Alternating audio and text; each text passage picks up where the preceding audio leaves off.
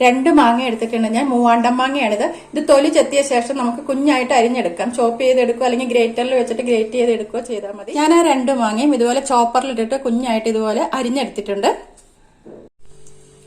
ഈ മാങ്ങ അരിഞ്ഞത് നമുക്ക് ഇതുപോലെ ഒരു ബൗളിലേക്ക് ഇട്ട് കൊടുക്കാം.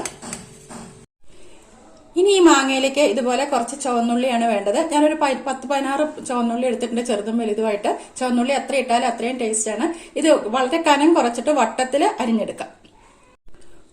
ഉള്ളി ഇതുപോലെ അരിഞ്ഞെടുത്തിട്ടുണ്ട്. അത് നമുക്ക് നേരത്തെ അരിഞ്ഞു വെച്ചിട്ടുള്ള മാങ്ങയിലേക്ക് ഇട്ട് കൊടുക്കാം.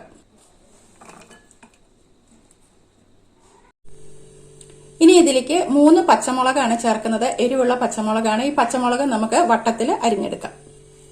പച്ചമുളക് ഇതുപോലെ വട്ടത്തിൽ അരിഞ്ഞെടുത്തിട്ടുണ്ട്. അതും ഇതിലേക്ക് ഇട്ട് കൊടുക്കും. ഇനി ഇതിലേക്ക് കുറച്ച് കറിവേപ്പിന്റെ ഇല ഒന്ന് കീറി ഇട്ട് കൊടുക്കാം.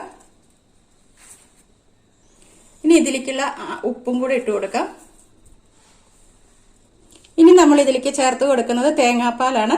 തേങ്ങയുടെ 1-ാം പാലാണ് ചേർത്ത് കൊടുക്കുന്നത്. എന്നിട്ട് ഇതെല്ലാം കൂടി നന്നായിട്ടൊന്ന് മിക്സ് ചെയ്യാം. കറിയിലേക്ക് നമുക്ക് കടുക് താളിച്ച് ചേർക്കാം. കടുക് താളിക്കാനായിട്ട് ഞാൻ ഇതുപോലെ ഒരു ചെറിയ ചീഞ്ചട്ടി വെച്ച് കൊടുത്തിട്ടുണ്ട്. ചട്ടി ചൂടായി കഴിയുമ്പോൾ അതിലേക്ക് കുറച്ച് വെളിച്ചെണ്ണ ഒഴിച്ചു കൊടുക്കാം. 1 ടേബിൾ സ്പൂൺ വെളിച്ചെണ്ണയാണ് ഞാൻ ഒഴിച്ചു കൊടുത്തിട്ടുള്ളത്. എണ്ണ ചൂടായി കഴിയുമ്പോൾ അതിലേക്ക് കുറച്ച് കടുക് ഇട്ട് കൊടുക്കാം.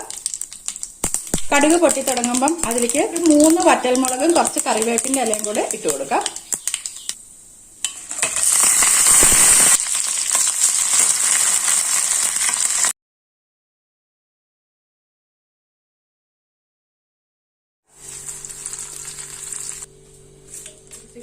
ഇത് നമ്മൾ ഉണ്ടാക്കിയ ഉടനെ കൂട്ടരുത്. ഒരു അരമണിക്കൂറെങ്കിലും കഴിഞ്ഞിട്ട് കൂട്ടിയാൽ മതി. അപ്പോഴേ ഇതിൽ എരിവും പുളിയൊക്കെ ഒന്ന് പിടിച്ചു വരുള്ളൂ.